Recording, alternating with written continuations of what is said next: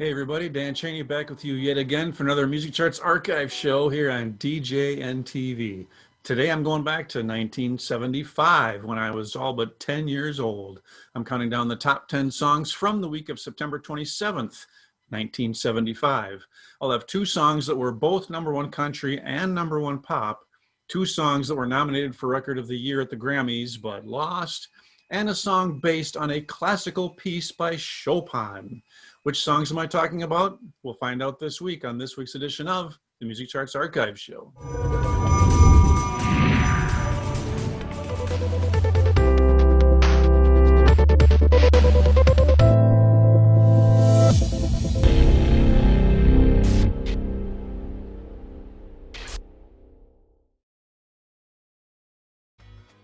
DJ Event Planner will change the way you manage and run your business. Streamline all of your procedures and software into one easy-to-manage system. DJ Event Planner, the ultimate online planning tool. Welcome to this week's Music Charts Archive Show. I'm Dan Cheney, and today I'm counting down the top 10 songs from the week of September 27th, 1975. So let's start that chart. At number 10 was Feel Like Makin' Love by Bad Company. The British rock group Bad Company charted 17 songs between 1974 and 1992, but this song was their second and final top 10 hit. It peaked right here at number 10. Surprisingly, the band only had 3 chart singles total in their native UK. Feel Like Makin' Love was the second single from their second studio album, Straight Shooter. Paul Rodgers started to come up with the lyrics while he was touring with the band Free. He eventually shared it with the Bad Company guitarist Mick Ralphs, who added the riff to the song. Ralphs said that the verses appeal to the ladies, while the riff is kind of macho and appeals to the guys. Number 9 is Ballroom Blitz by Sweet. Sweet's another British band, although they were more of a glam rock band. They did have chart success in the UK with 10 top 10 hits over there. They had 4 top 10 hits here in the US, and this was their third, on its way to peaking at number 5. It was written by the songwriting duo of Nicky Chinn and Mike Chapman, who wrote hits like Exile's Kiss You All Over, Tina Turner's Better Be Good to Me, and Tony Basil's Mickey. The inspiration for the song title may have come from an incident in a 1973 show when the band Sweet was actually driven off stage during a gig by a barrage of bottles being thrown at them. At number 8, we have Freddy Fender and Wasted Days and Wasted Nights.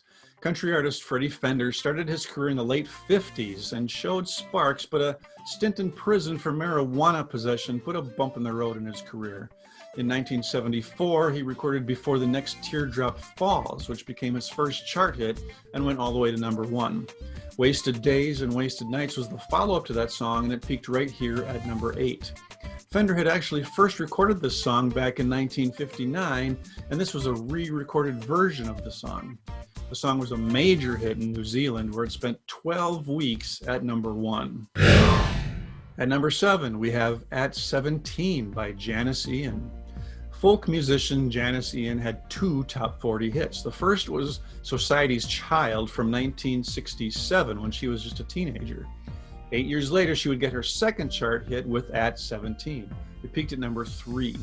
It was from her album Between the Lines, which actually hit number 1 on the album chart. The song about social outcasts was praised by critics and got her a Grammy for Best Female Pop Vocal Performance and nominations for Record of the Year and Song of the Year. She doesn't find the song depressing, however. The lyric says, "Ugly duckling girls like me," but she says that ugly ducklings ultimately do turn into swans. At number 6, we have Barry Manilow and his song Could It Be Magic. This song was still early in Barry Manilow's career. It was his third chart single, and it peaked right here at number 6. Could It Be Magic was actually from his first album. After the success of Mandy, Arista re-released the first album as Barry Manilow 1 and re-released Could It Be Magic as a single. There was actually even an earlier version of the song in 1971 by a group of studio musicians called Featherbed, with the lyrics by Tony Orlando. And it was Tony Orlando who ended up signing Barry Manilow to his solo record deal and kind of gave him this song idea. The melody is based on Chopin's Prelude in C minor, Opus 28, number 20.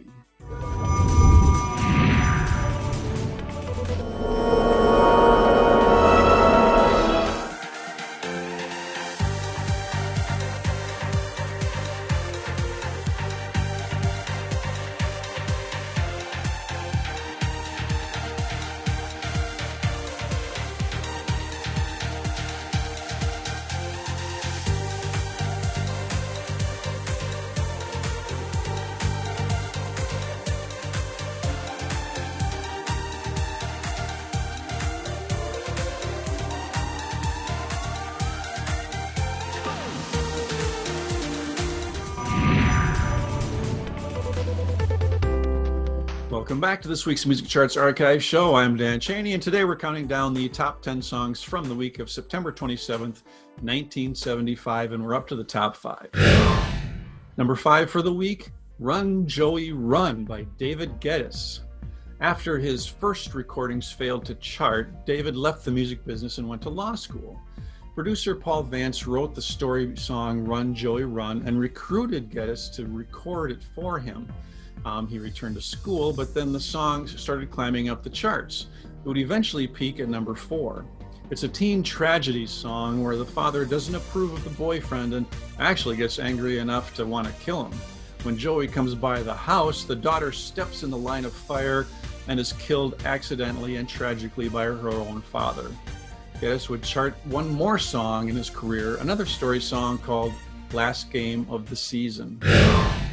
At number 4, we have Fight the Power by the Isley Brothers. The R&B group, originally from Cincinnati, has been around since the 50s. Before this song, they had top 10 hits like It's Your Thing and That Lady.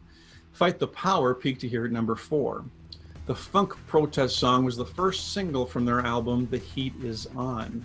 The song notably was one of the first to have profanity in its lyrics. Singer Ronald sang, "With all this bull bleep going down, time is truly wastin'." He said he used the word because it needed to be said and that it was what the people really wanted to hear. The song was a number 1 R&B hit, and it helped the album hit number 1 as well. Number 3 for the week is Rhinestone Cowboy by Glen Campbell. Country superstar Glen Campbell had quite a few charting singles before this one, including 3 top 10s, but this was his first number 1 pop hit from the album of the same name. It was number 1 a couple weeks before this chart. The song about making it big after paying your dues was written by Larry Weiss. Like At 17, which we heard earlier, Rhinestone Cowboy was nominated for a Grammy for Record of the Year, but both of those songs ultimately lost out to Love Will Keep Us Together by the Captain and Tennille. At number 2, Fame by David Bowie. Bowie began his recording career in the 60s, but his groundbreaking style didn't really resonate with the masses until this song broke through and hit number 1. It was from his album Young Americans, and he wrote it along with Carlos Alomar and former Beatle John Lennon, who also provided some backing vocals on the track. The song is about the troubles of fame and stardom, including, quote, money-grabbing managers, mindless adulation, unwanted entourages, and the hollow vacuity of the limousine lifestyle, unquote. The song was less successful in the UK. Over there, it only peaked at number 17.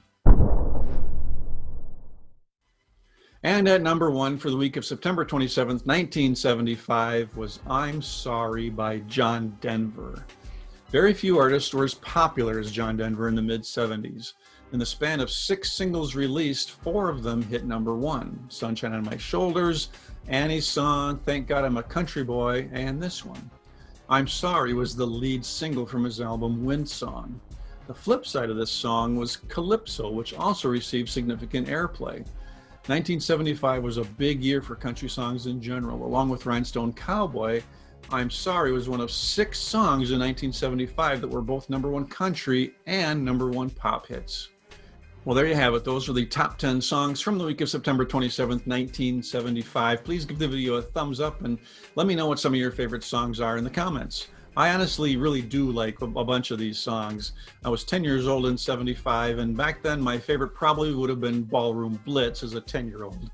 As I got older, I came to appreciate songs like At 17 and Fame, but there's something I like about most of the songs on this list this week. This has been Dan Cheney for the Music Charts Archive Show. And be sure to join me again next week for another Top 10 list right here on DJNTV.